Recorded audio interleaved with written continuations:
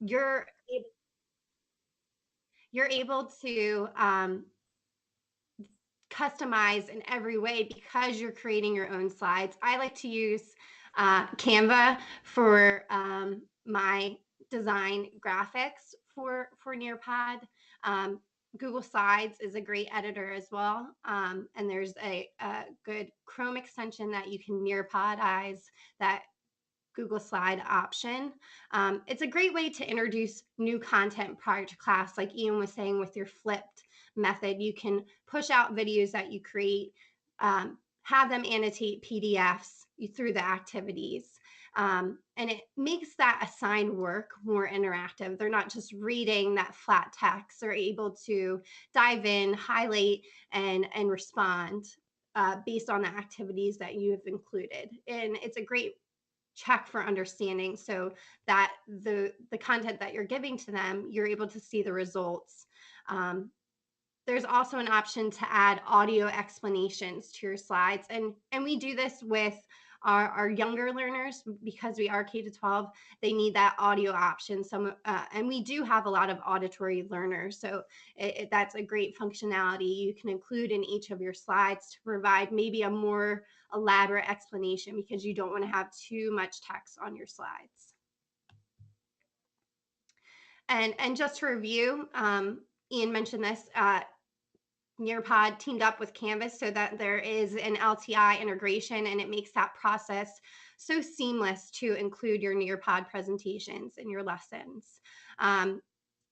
You also have the various embed options, like I said, where you can include it in a learning management system, WordPress, Weebly, or Wix website.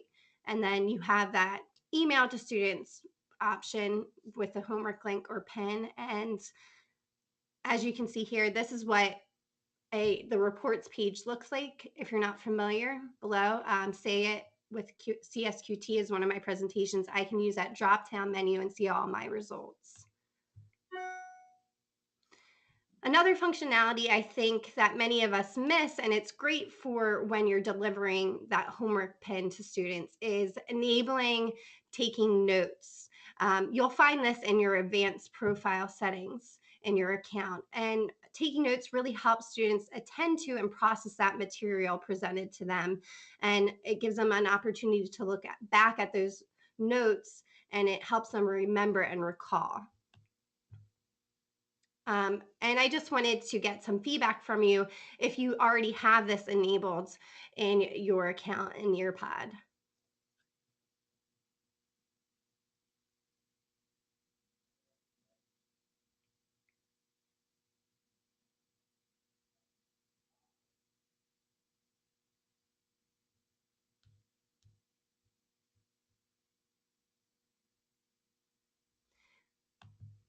Okay, and I'm going to share those results with you. And it looks like the majority of you haven't.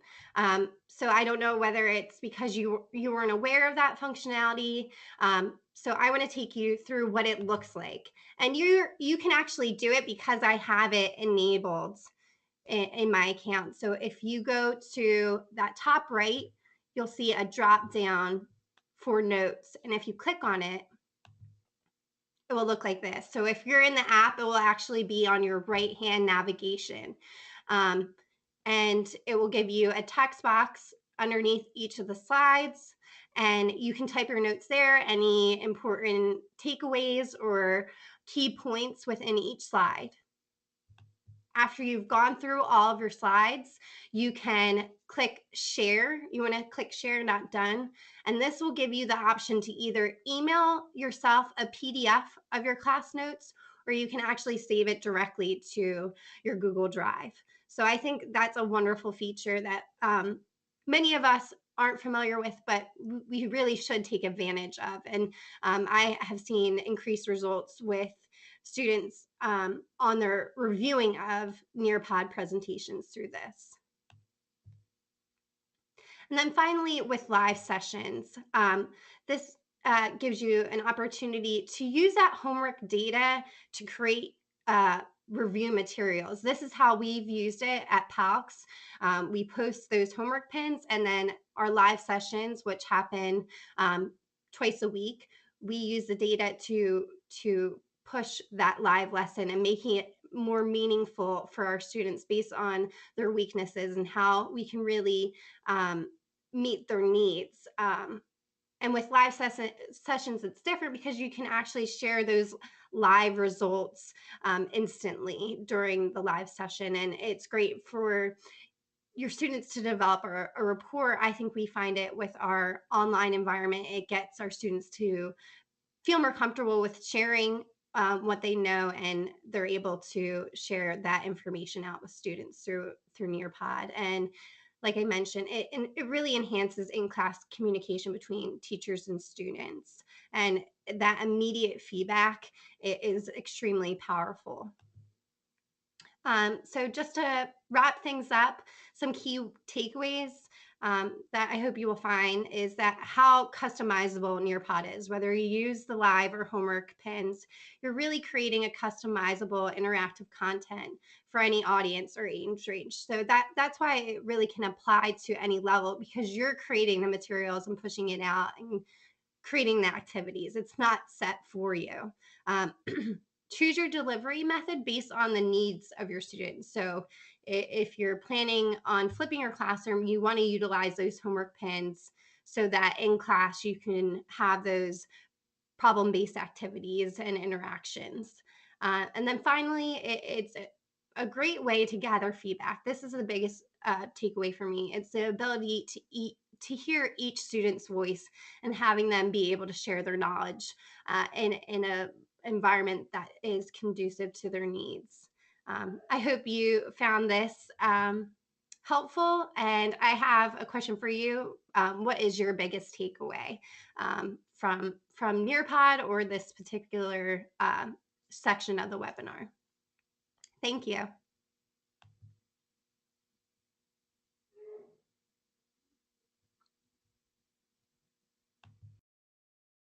Myself. Okay, thank you, Courtney. There has been a couple of questions. You don't get away that easily. So you can unmute yourself again. Emma suggested, how do you work with, you can see the questions anyway, can't you? Or can Emma too? Let me see. It's sort of basically, how do you work with younger children who may not have access to tech at home? That was a question from Emma too. Well, since we are an online school, our students are given laptops, so that's how we meet their needs. With the homework pid, they can really access it from their mobile phones, like some of us are doing today. And really, they can use they can go to their local library to log in as well. So that's a workaround. I'm not sure if you or Jen have another alternative.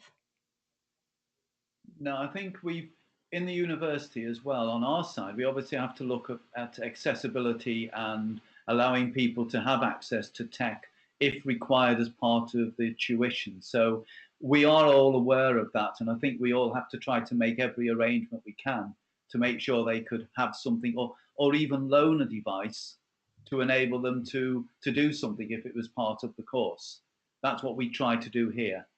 There was another question which I thought was interesting. I was like, can children share notes with each other rather than things like the cloud? So I've got an answer to it, but I'll leave it up to you. So an alternative to Google Drive would just getting that email of your PDF, and you can, as a teacher, have the students send you that PDF, and you can share it with them and control it that way. I mean, the one thing I would love to get away from now, the one thing that people, I think, joining this webinar, we've got a selection of people from all different, who teachers or involved with all different age groups, right the way through from the young children, right the way through to higher education. The one thing I would say, and I'd say this to everyone, when people in higher education come onto the NearPod website, they have an extensive store that they see, which all seems to be directed towards the younger generation. I would say, in the higher. So for higher education people, they always think, oh, NearPod's not for us. I'd like to just mention that NearPod works beautifully in all ages. So although their focus is very much on the earlier years and up to secondary school, I would say, and from our side, please do never be put off by what you see on the store. Because what we would love to do here at Manchester, and it's going to take a big step change, is to do away with the 50-minute monologue that people have as a lecture and change their lectures by doing more on the NearPod or flipped classroom and change. And NearPod is a game changer. And particularly, I'm really keen on the note side, because note taking linked to the slides is absolutely brilliant if we can get the students to actually start using it. But that is going to take a step change. So I think let me just check. Emma too. Let me see, there's a few more bits of notices coming in. You're not getting away that soon. You have to hold back, Jennifer. I forgot to say.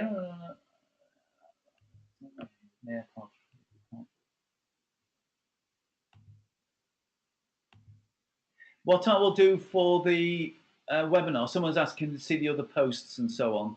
We will put together a summary of the posts for everyone as part of this whole presentation, because we've done a presentation in a totally different way to how you may normally run a webinar.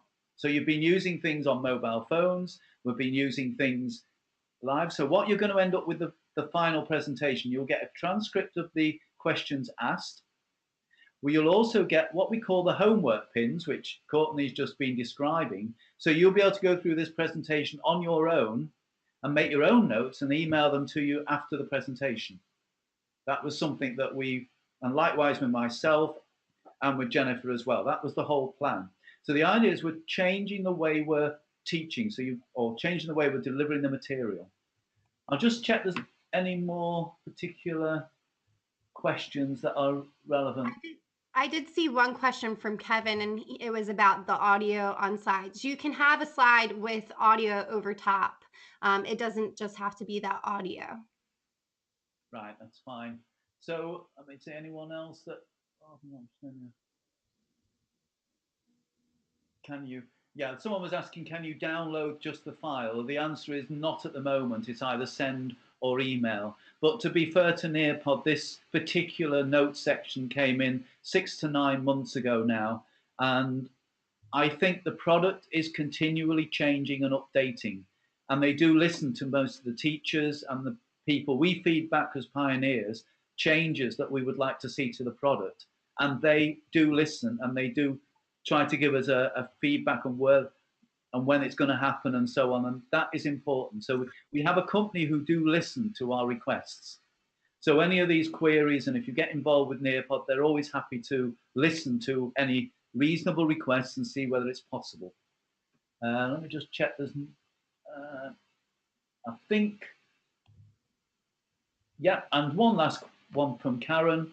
Yes, we've not gone through the creation with NearPod, but I can assure you, you can create a NearPod presentation in less than 2 minutes from your existing PowerPoint slides. It is so simple. Anyone can do it. It really is very simple. And the reason why we've not concentrated or introduced that side today was purely we want to just talk about using NearPod in a different types of environments. So I think at that point we'll stop on. I'll just check. No more. Nope, the lesson's not finished yet. Someone was asking. So we're moving on to Jennifer now, who can go on and introduce yourself as we said before. Hi, good day, Ian. Hi, Courtney, and everyone that's tuning in for this webinar. I'm going to start by giving you the pin for my portion of today's presentation. Like Ian, I'm also using my teacher app for NearPod, and that's allowed me to take my presentation and I'll be scrolling through it in teacher mode, and you can tune in student mode. So what you'll be doing is, I'll put the pin in here. The pin is ZLWID. And then I put that in the group chat box as well. So I'll be able to see when everyone's starting to log in. Once again, it is ZLWID.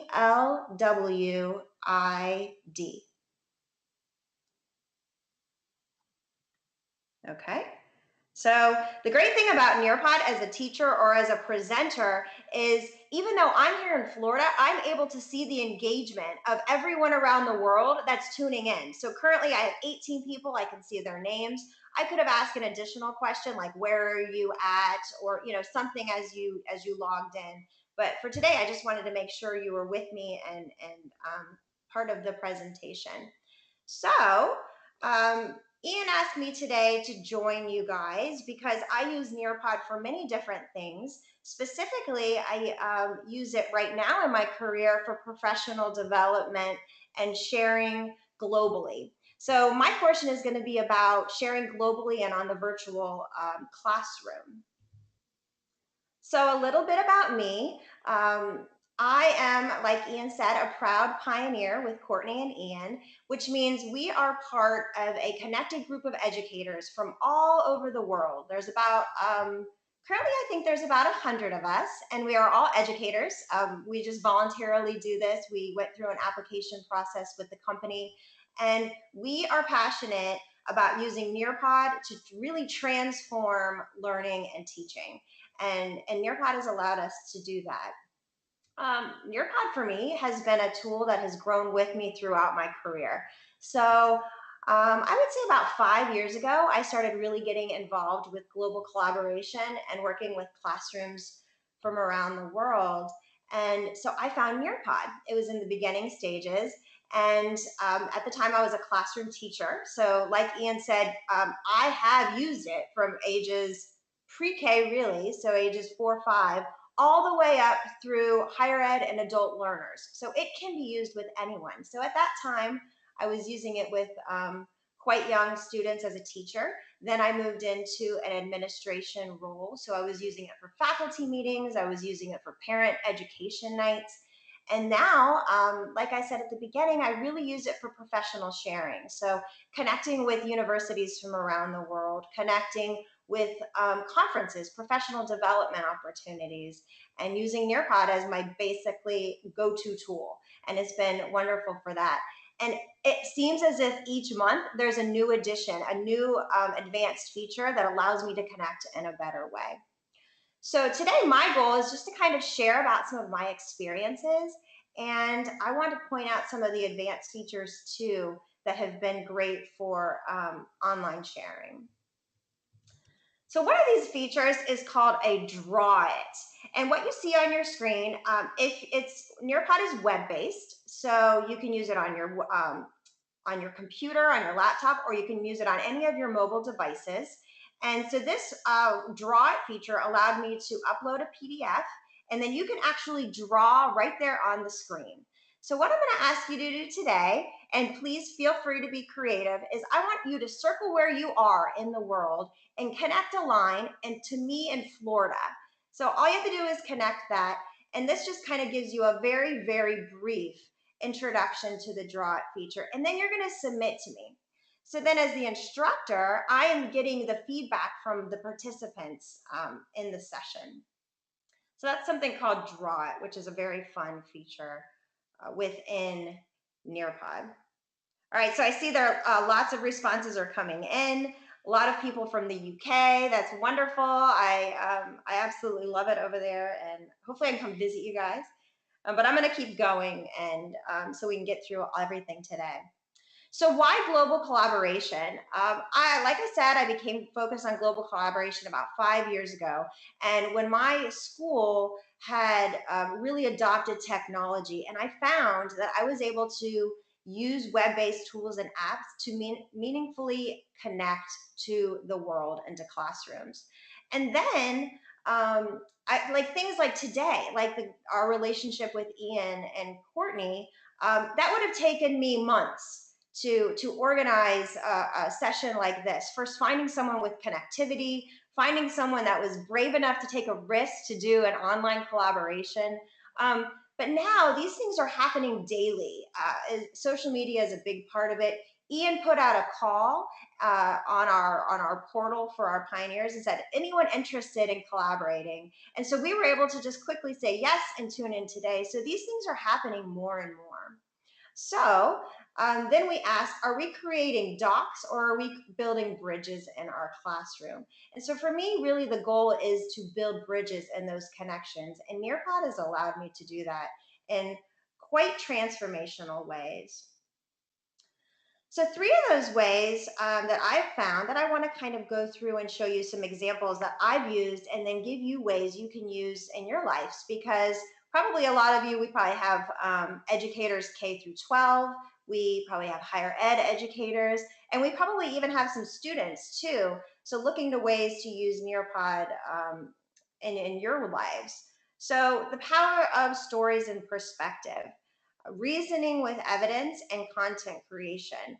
Now, standards of practice are asking us to do these things daily, and global collaboration and use of NearPod allows us to do it in a very seamless way, and giving everyone the opportunity to have their voices and their ideas heard, and quite a powerful, with a powerful message through NearPod. And Ian said before, really all you need is a connection and an idea. So if you have connection and you have an idea, you have an opportunity to share that with the world. And NearPod has done that for me. So the first example and the first way is the power of stories and perspective. So as a literacy specialist, I am very passionate about helping students to communicate with diverse populations across the world. So in areas of communication, including reading, writing, speaking, and listening. And NearPod gives us the availability to do this. Purposeful conversations that can happen. You can have small groups, large groups. I've been able to present to just one person or to many. And it's just having that opportunity to have guest speakers, expert demonstrations, sharing cultures from around the world. The first example I want to give you is an advanced feature in NearPod called field trips. Now, this is one of the newer advanced features. You may have read about it if you're following NearPod with the virtual reality experiences that they've really just dived into this year. So the first one is, I want to ask you on the next slide, I'm going to be taking you on a virtual field trip, but I want you to guess where we're going to take our trip to. And so I can see here people are guessing. I'll share that with you. Are we going to go to the Great Wall of China? Are we going to go to an underwater reef? Or are we going to go to a field trip with Mars? So let's see. All right, so the first place we're going is an underwater reef. And if you're on a mobile device, you can actually take your device, Ian is showing you, and you can move your device 360 degrees to get an immersive experience in that reef. Yeah, Ian, you can see what he's doing. He's underwater. Now, if you had a Google Cardboard or a viewer, you would be able to get into a virtual reality experience with that, but you don't need it, and your students don't need it either. So that's our first one, and you can see you can go all the way up, and you can go all the way down with that. And you can see how you could use it. Like if I were doing a presentation today on coral reefs, how cool would that be to be able to then take you to a coral reef? I'm going to give you another example. Here is the Great Wall of China. Really allowing, like I used to take my students on trips, and we actually went to the Great Wall of China, and that was awesome, but not everybody is able to do that. So giving them the opportunity to stand in someone else's shoes just for a moment is now possible. Okay, now since we kind of had our universal out of this world theme, we had to go to Mars too. So now you're on Mars with a Mars rover, and you can see that one as well.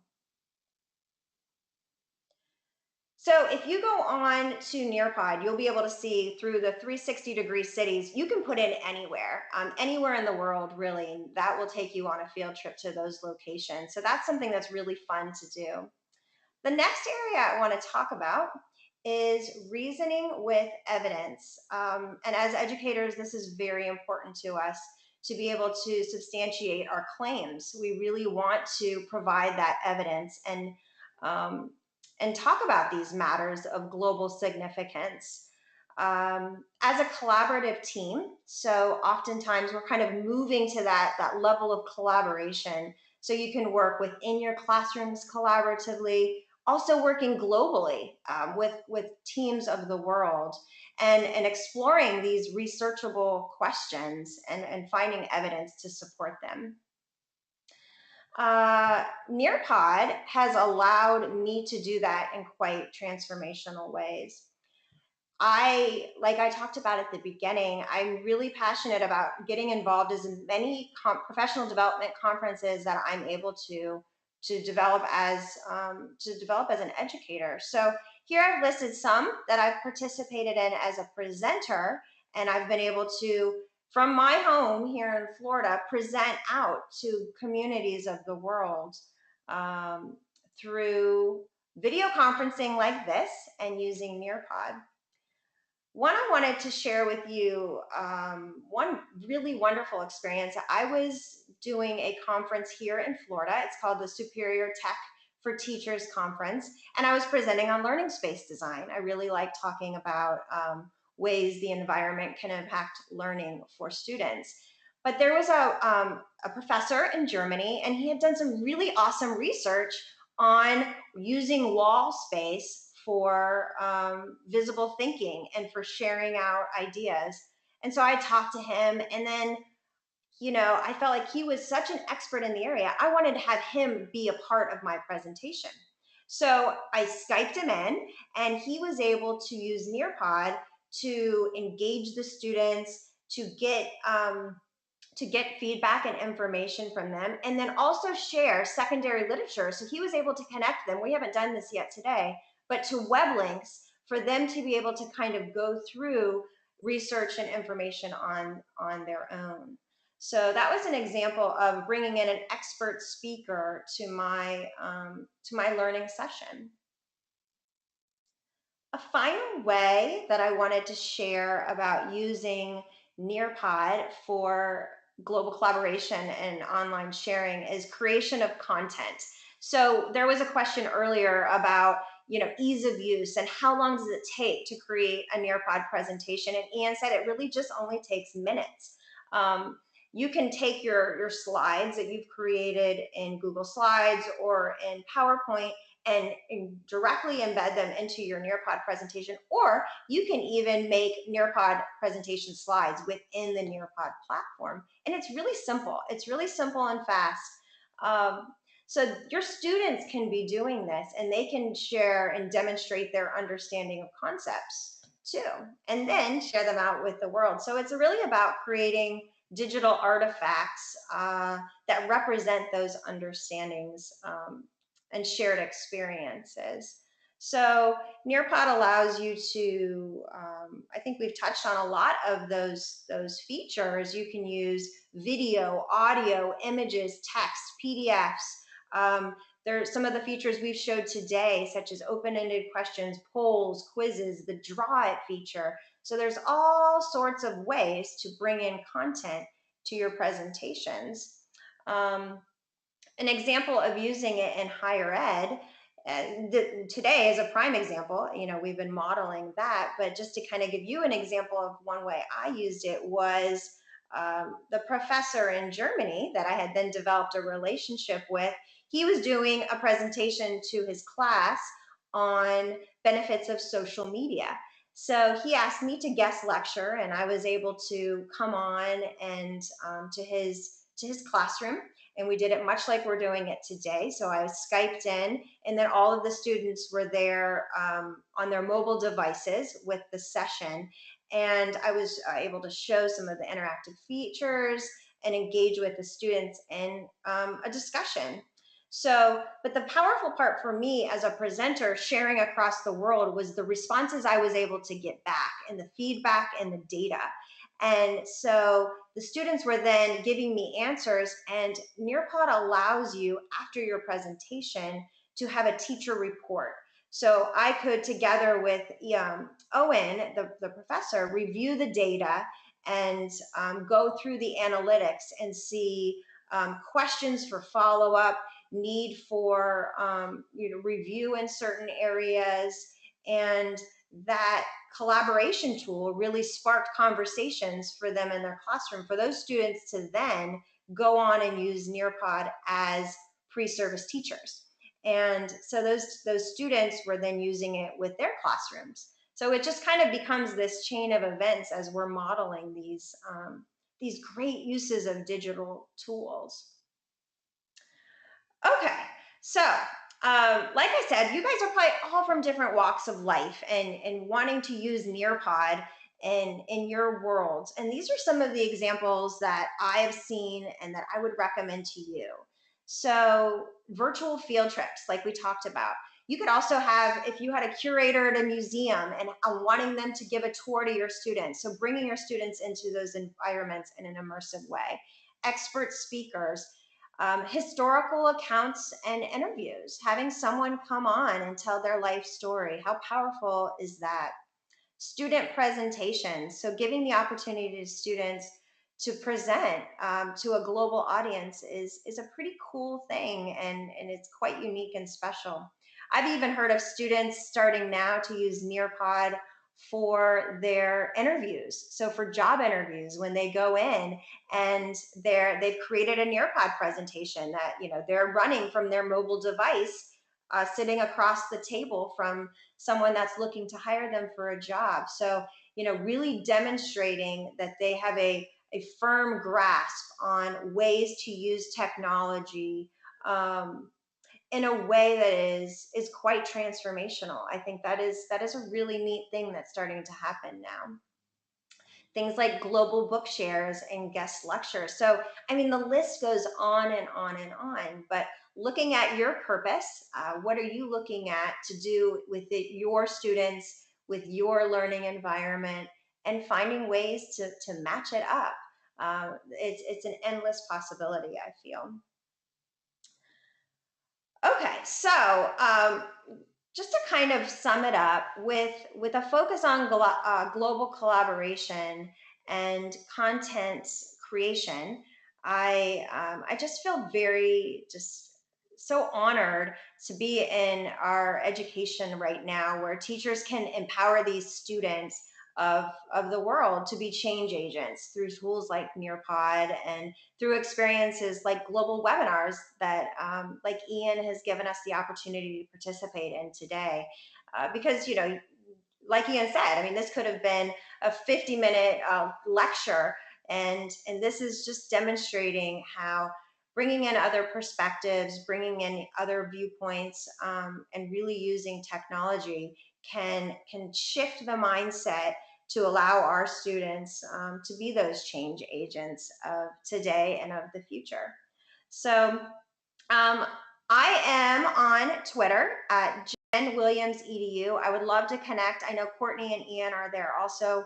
Courtney and I really try to connect on social media often, and we were really honored to come together with Ian today. So I'd love to answer any questions you have, and definitely keep the conversation going after this. I have other resources that I can share to kind of guide along, but yeah, any questions that you may have, I'm happy to answer.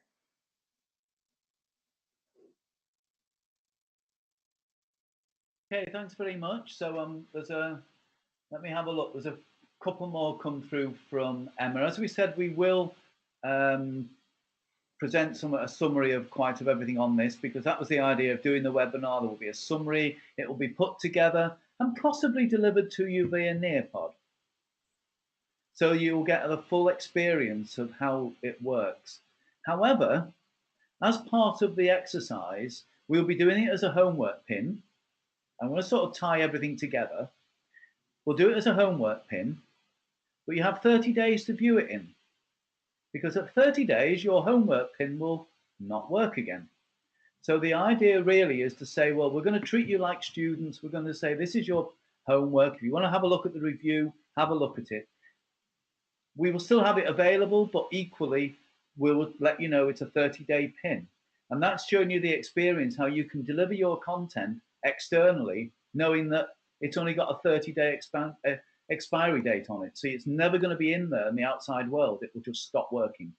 So that could be very useful for people who want to share content but don't want it out there forever.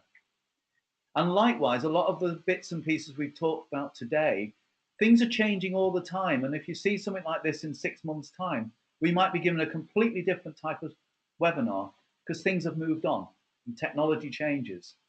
So it's quite important that dealing with technology is a global thing. We should be able to just adapt and go with the wind as it goes and keep going. I've always said if you're doing the same job or doing the same things you were doing a year ago in your job, you've not done your job right in technology. You've actually got to adapt and change. So a couple of questions before you're not getting off that early.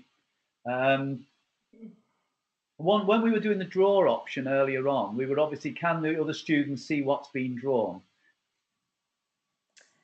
So I'm going to go back to that screen. So what it will allow you to do is any of the participants that completed the draw it feature, they submitted it to me. So I then have, like we talked about on the teacher report, I will have a collection of all of the drawings.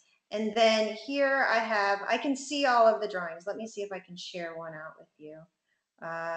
Okay, so Duncan shared here. Let's see if I can get it. I'm going to share it with the class. So like, let's say I'm doing a session and I wanted students to track the path of, we were reading a piece of literature and I wanted them to track the path of the main character. And I felt like Duncan had done a really phenomenal job and he was a model student in his drawing. So I wanted to share it out. So you just, if you're still on my presentation, you'll see that I shared out Duncan's, his model of the draw it feature. So yes, the teacher or the presenter has the ability to select a model example and then share it out with the class. And then I can also share, let's see if anyone else here's another student or participant. And so you see she's in the United States. Yes. So the answer to that is yes. And it's also interesting to note is that you'll notice for people, it's anonymous as well. So you don't name and shame anyone. So we're sharing people. There's no name, there's no shaming. You can use it to say, well, this person's not quite got it right, of course. And it doesn't put people at unease. That's what's also important. So anonymous feedback, which is quite handy. That's really important. Yes. And another point on that too, the fact that I can share things out as a presenter, I've found that's quite useful in sparking some really good conversation. So I might have a model example and I'll say, okay, let's discuss this, and it might not be from the draw, it might be someone's, I'll have given them a few minutes to write an answer and they'll give some feedback and then we'll talk about that person's perspective. So it's also a spark to get you to a level in your presentation that you really didn't even know you were going to be moving in. I think it's also worth noting as you get the reports from the students, when you download your report, you get a copy of absolutely everyone's work of art, which is quite useful. And if you wanted to, you could share that report with all the drawings to all the class if you wanted to, but you'd have to be very careful that you don't put the wrong things in and so on. But essentially, you do get everything. And that's what we said earlier on. You get reports of everything. The one other thing that came up was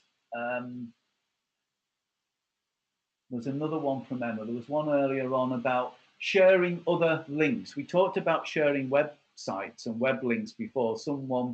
Emma was saying, could we share Prezi and Sway, for example? Well, the answer is yes, because it's a web link. And you can easily share web links with anyone within NearPod. And you steer the way the class wants to run. I'm just checking on a few other quickly.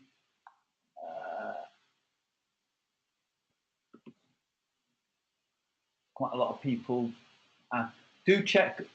My co-presenters do check the questions as well while we're looking through. Emma, and I just shared a video from Kathy Yenka. She's a pioneer as well, just about the drawing. She uses it in a different way because she's a math teacher, and she almost creates a cartoon. So that video demonstrates how she utilizes the draw feature in NearPod. So if you want to take a look at that. Very good. I mean, this is where, you know, I feel very privileged to have all three of us together in one session, because we're sharing lots of different experiences from different walks of life. And the network that, as alluded from Jennifer a little bit, how could we all meet together except in this sort of environment? And this was only put together literally by one request. Anyone want to co-present? And you came up with two interesting ideas, which I thought would complement quite nicely. We've only had one meeting before this meeting, which we met for about 20 minutes and just said, this is what we're going to do. And then we just joined on the day. There's not been a mammoth amount of preparation. We've all prepared our little section to put this together. And I think that's the key about this global collaboration. Taking the classroom and moving it anywhere in the world is really the message that we're all trying to get.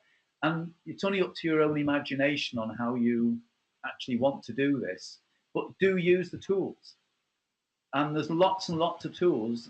And what I do like personally about NearPod is that you can link to lots of other tools from NearPod, and you can still drive the whole lesson from one delivery platform. And that is the power of the product that you've got. In other words, you imagine if you said to your lecturers, sorry, you're not allowed to use PowerPoint anymore, what would they do? I had some very frightening looks on people's faces. They've taken away a crutch. But equally, you could develop something totally different and make if you had to go back and rethink presentations, what we've sort of done today is something that I think could be the model for the future in the way that it interacts live and things all happen. Let me just check any more questions before. As I will go through all the questions and try to summarize them. Does NearPod support math symbols and notations? There's a question. I think it does. Can you repeat that question, Ian? Yeah, just does NearPod support math symbols and notations? Oh, math symbols and notations. Yeah. I think so. I'm thinking it does. It does in the questions. You have a maths bit that you can do within the questions. Right. Definitely. I'm not quite sure if you were doing keyboard stuff, but there's ways around that overall. I know with the math too, Ian, I've seen a lot of teachers will take their math, like let's say a worksheet or a PDF, and they'll upload it, and then they'll have the, similar to what I did with the draw it feature with the map, then the students can write right on there and show their work. So it's not just about getting the right answer. The teacher is able to see the whole process of thinking. So that's a good thing I've seen with math specifically. I mean, obviously, I think someone mentioned what's VR all about, virtual reality. Well, we are in a year of, this is the year of virtual reality, according to lots of the media at the moment. But you yourself, just a quick one that I've been playing with your own mobile phone, there's an app called 360-degree cities that you can load on your own mobile phone, and you can do 360-degree panoramas and upload those into actually NearPod. So you can actually do your own virtual reality trips. It's likewise, if you've got some little bit more money and you can have a proper 360-degree camera, then you can start creating completely different immersive experiences.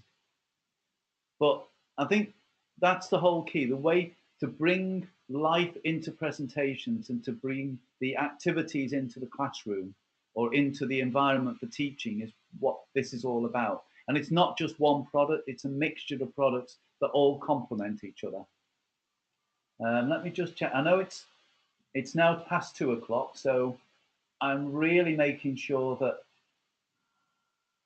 we've answered most of the questions that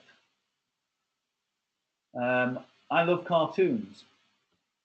there's actually quite a lot of other cartoon apps that you can actually link into Blackboard. Into NearPod as well.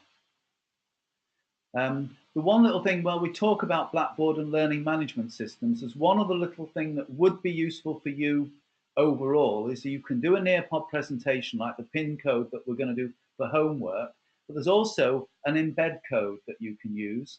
And if you put the embed code inside your learning management system, the pin that you've used or that NearPod presentation will not expire. So you can use it year on. I don't know how many years it's going to go, but it will go on for quite a long time. It will not expire after the 30 days are finished. So I think most questions have been answered, but I will go through the list that I've got in front of me and make sure if we've missed anything, I will apologize. But I really would like to just say thanks to my co-presenters. Without you, it wouldn't have been as good, I can assure you. And hopefully we can meet up again soon and we'll see where we go from there. Okay, so thank you very much for joining us. And we will send out the links because you've all registered via email. We've actually got your email, so we'll send you the follow-up information through that link. And thank you for attending. Thank you so much. Have a nice day. Thank you. Bye.